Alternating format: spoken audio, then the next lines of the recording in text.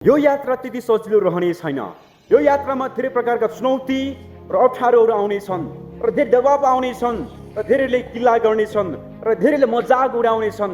जब तपाईँले ती मजाकलाई पनि तपाईँले आफ्नो सफलतामा बदल्नुहुन्छ, त्यो दिनबाट तपाईँको असली जित सुरु हुन्छ।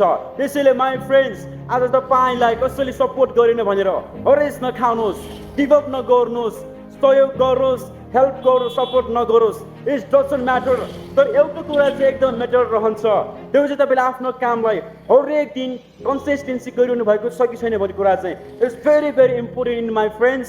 त्यसैले माई फ्रेन्ड्स, अरूले हेऱ्यो कि हेरेन त्यो कुरा ठुलो होइन, त्यो कुरा ठुलो होइन, तर तपाईँले आफ्नो कामलाई निरन्तर लगातार अनि कन्सिस्टेन्सी गरिरहनु भएको छ कि छैन, दिस इज भेरी इम्पोर्टेन्ट। धेरैले काम सुरु गर्छ तर अन्त्य थोरले मात्र गर्छ।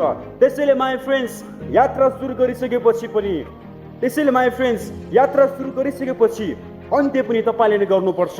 Hello guys, welcome back my डेसिपिनी ब्लग्स। यसरी नै 100 दिन कम्प्लिट हुनेछ। तपाईँ पनि आफ्नो क्षेत्रबाट काम गरिरहनुहोस् र हामी एक दिन सङ्घर्षको मैदानमा भेट्नेछौँ।